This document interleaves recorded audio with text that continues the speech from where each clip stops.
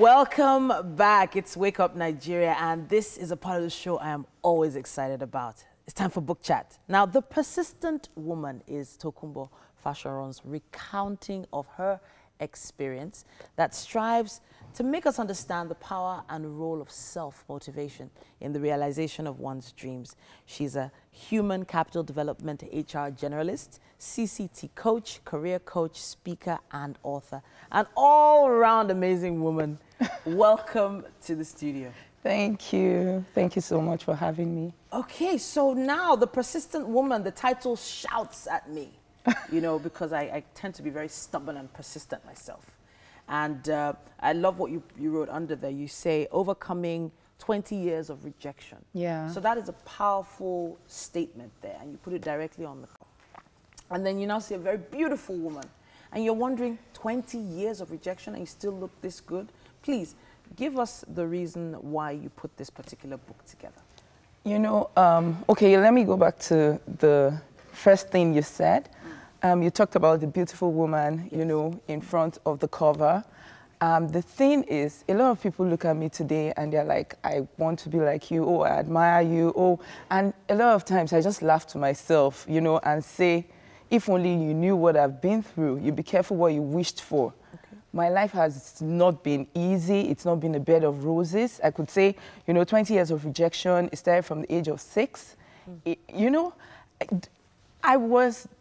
I knew that because going through all what I went through in life and all, I knew that one day I was going to write a book, but maybe at the age of 90, like an autobiography and all that, because, you know, I just kept going through these things. But, you know, I made up my mind and I'm grateful. There's just so much to say. That's why there's a book, because I don't know how much we can say in 7 minutes. Yeah. I'm really grateful that I went through all those things, even though they were quite painful, because if I hadn't, this book won't be here today. Okay. And funny, the name The Persistent Woman, the way it came was quite strange, because I couldn't really describe or what I was doing, but I just knew that I was going to make it, I was going to succeed, I wasn't going to give up, even passing through the fires. You know, I just decided to remain focused. You have a lot of people discouraging you. People came to my parents telling them I could never amount to anything in life, you know, and all, but, you know, I made up my mind that I was going to remain focused. You just said something now that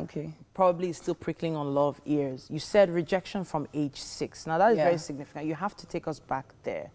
You have to tell us what exactly you mean by rejection at age 6. Okay, it actually started from when I was really young. I were 4 girls. We were born in Kaduna, Zaria and Kaduna and all that. And, you know, people will come into our house, they'll look at my sister and they're like, oh, she's so pretty, she's so pretty, and they're looking at me and they're not saying anything. You know, that automatically says that I'm ugly. Well, that was what I thought. And you know, I would look at my nails. These are my natural nails I didn't fix. I would think that they are long and, you know, slender, and other people's nails were shorter, and I would walk around like this. I kept telling people lies that I was an Igbo girl because I thought the Igbos were better than Yorubas, forgetting that my name was Tokunbo. You know, my sister got into the same, you know, she was always coming first in class, and I was always coming 13th position, 18th position. And they gave her double promotion and she landed in my class. And guess what? She got into my class and started topping the class. So you can imagine. And then basically this book, The Persistent Woman, talks about my struggle to get an education. It was a painful struggle. People came to my parents telling them I could never amount to anything in life because my sister got into school. The one after her got into school. I was still there. Strange things were happening to me. My results were disappearing. They would go to JAMB office. They'll tell them that I didn't even sit for the exams. Wow. You know, I think in my... you wrote in your preface here that you failed so much in school that you failed math 4 times. You wrote WAEC 4 times. You merged 2 O-level results to ensure you had 5 credits to get into school. Now, you are a human tool for personal development of so many amazing people that have come out on top. So now this is a full circle. Yeah, you know, it's an irony, those things that you feel that you're not good at, or those things that look rather impossible, those things that you feel that you know, you can never achieve are those things that today are helping me. You know, those are the things, those are the tools I'm using to empower people today. Those are the things that, let's just say when you say Tokunbo, that is who Tokunbo is today. Okay. You know, I'm passionate about young people. I love to empower them. I identify the gap between the academic environment and the work environment. So I started a graduate school all for free. You know, you can imagine someone that hated school so much, starting the school, you know, training people. I'm so passionate about it. While I was growing up, I was so shy. I was so, you know, I couldn't believe I could, you know, stand in front of people, you know, and talk. Exactly. And today I want to take you to chapter 15. It's titled Finding Ease After the Fires. Now, that's a very powerful title for a chapter, but it's also one of the last ones. Yeah. So what do you mean by finding ease after the fires? Where were you going with that? Remember, the title of the book is A Persistent Woman and Overcoming 20 Years of Rejection. So finding ease after the fires comes in at the point where, you know, you've been through a lot. You know, for me, I'm kind of grateful that I went through all this, even though really painful. There were times like I thought of suicide and all, but for me, it was a process. Because if you read the book, you find out that for everything I went through, I guess God was just dealing with some things in my life. You know, there was always a lesson to learn from everything, and it made me a better person, even though it was, there were so many things I had to go through. And, you know, it was, finding ease after the fires was a point where I had been refined. I started the book by saying that my story is like that of a diamond. You know, mining a diamond is very difficult. When you find a diamond, it's found in a mantle. The mantle is a very ugly substance. Nobody can ever believe that anything beautiful can actually come out of that mantle.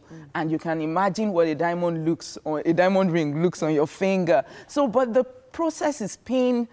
It can be very, very painful and all that. But at the end of the day, exactly. I have to take you back as quickly as possible to how did you find help? You mentioned that you did think of suicide. How did you find help as quickly as possible? Actually, battling with low self-esteem, you know, where I felt people were saying it, they were telling my parents, I felt it, you know, I wouldn't believe that I would ever amount to anything in life. I was actually afraid of the future. Was when I got to camp. Oh, wow. I finally got to camp, you know, and I met a young lady in camp, she's watching. Okay. She was one I met in camp, and, you know, hanging around this young lady, you know, because, you know, when you're filled with so much negativity, all that you say are negative things about yourself. And one day she just screamed at me, Tokunbo, will you shut up? Will you shut up? You have so much greatness in you. You know, the first day she said that, I had to, like, excuse me. You know, and all that. And I realized that anytime I'm around her and she's always screaming at me, I'm always afraid of being screamed at. So whenever those negative things want to come out, I end up saying exactly positive things and all that. And you imagine hanging around with that kind of person for 3 weeks. My mindset changed. It went to reset mode. So I guess that was the first aspect of my life. I made up my mind. I set a 10-year goal from service year, which I achieved in 9 years. Yeah. I really have to cut you now, but I know that most of the information and everything else you want to use to inspire the audience right now is in the book. One more time, the name of the book is The Persistent Woman. I can't wait for you to see it, and I'm going to be reading a lot more of it myself. Thank you so much for coming.